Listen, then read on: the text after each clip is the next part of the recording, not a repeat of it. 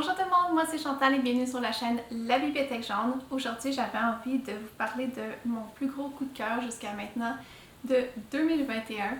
Il s'agit de La Mer sans étoiles de Erin Morgenstern aux éditions Sonatine.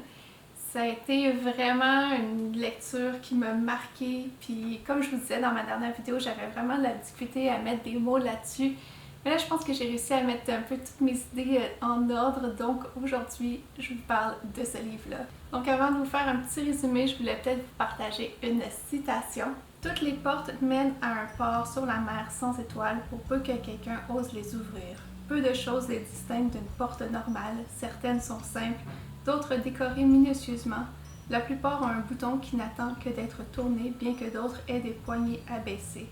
Ce sont des portes qui chantent, des chants de sirènes silencieux à l'intention de ceux qui cherchent ce qu'il y a derrière, de ceux qui ont la nostalgie d'un endroit où ils ne sont jamais allés, de ceux qui cherchent même sans savoir quoi ni où, ceux qui cherchent trouveront, leur porte les attend.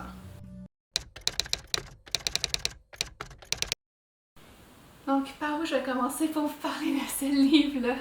Déjà que c'est difficile de mettre des mots sur un coup de cœur en temps normal, je pense que là, ça va être encore plus difficile parce que l'histoire est quand même assez complexe.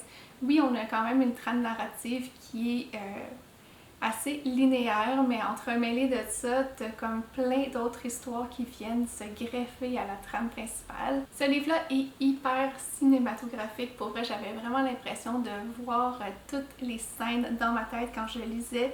Donc, pour vous donner une idée de l'ambiance, je vais peut-être commencer par vous parler de ce que j'ai ressenti par rapport à cette lecture-là, du moins de ce que j'ai visualisé. Pour faire encore un parallèle avec le cinéma, j'ai trouvé que c'était comme un mix entre trois films. Ces films-là, si vous les avez vus, je pense que vous allez vous faire vraiment une idée rapidement de l'ambiance du livre. Il s'agit de The Game, Inception et Eternal Sunshine of the Spotless Mind. Donc, moi, c'est des films que j'adore, des films chouchou, et tout ça mélangé ensemble, ça fait un coup de cœur livresque. The Game, parce que c'est un jeu de piste incroyable. Tu sens qu'il y a quelqu'un qui tire les ficelles derrière, mais en même temps, tu veux savoir la suite comme une espèce d'obsession malsaine à vraiment savoir qu'est-ce qui va se passer par la suite.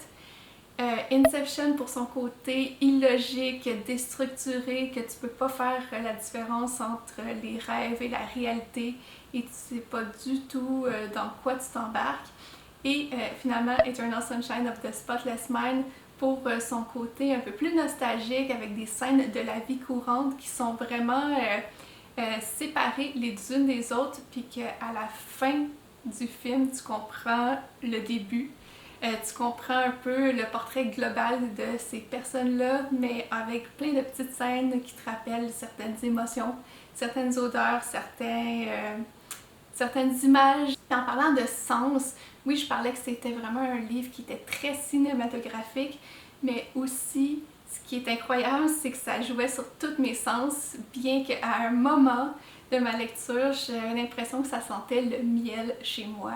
Donc, c'est pour vous dire comment c'est assez sensoriel comme expérience. Mais au-delà du ressenti, c'est vraiment un livre pour les amoureux des livres, des amoureux des bibliothèques. C'est une espèce de mise en abîme d'un livre dans un livre dans ce livre. C'est... comment je peux dire? C'est juste un livre pour ceux qui aiment les histoires et qui aiment en entendre et qui aiment en raconter. À part ma tentative de vous faire un parallèle avec le cinéma, je pourrais essayer de vous faire un résumé. Un résumé qui fera sûrement pas honneur à tout ce que ce livre est, mais je vais quand même essayer. Donc ici on va suivre un jeune homme qui s'appelle Zachary et Zachary il est à l'université puis à un moment donné il va aller à la bibliothèque et sur une des étagères il va trouver un livre qui est pas bien rangé et en lisant le livre il va s'apercevoir que c'est un recueil de nouvelles et il y a une des histoires dans ce livre-là qui est à propos de lui, d'une expérience qu'il a vécue quand il était jeune, qui est arrivé à une porte qui était dessinée sur un mur et il y avait la sensation qu'il pouvait ouvrir cette porte-là et il l'a pas fait. Et il se rend compte que déjà cette expérience-là c'était super bizarre, c'était vraiment anormal Et non seulement le truc encore plus bizarre, c'est que quelqu'un l'a écrit dans un livre. Donc à partir de ce moment-là, ça va être une espèce de jeu de piste pour essayer de retrouver qui aurait écrit ce livre-là, qui se cache derrière tout ça, est-ce que c'est une société secrète? Et ça va le mener à la mer sans étoiles, qui est une mer souterraine qui protège un peu toutes les histoires et tous les livres qu'il y a dans notre monde, et c'est juste assez fou comme concept, encore plus quand on le découvre.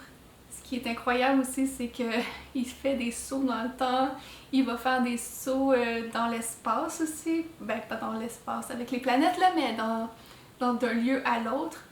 Et il va avoir juste comme plein de segments entrecoupés d'autres histoires qui se trouvent dans ce livre-là. On va avoir des histoires de pirates, de filles qui se déguisent en lapin. Il va y avoir des histoires d'une autre fille qui adore les maisons de poupées et qui, ces poupées-là pourraient être vivantes. C'est comme plein de petits morceaux, de petites pépites qui... Tu voudrais savoir la suite, mais malheureusement, c'est juste comme des petits fragments de ces histoires-là que t'as.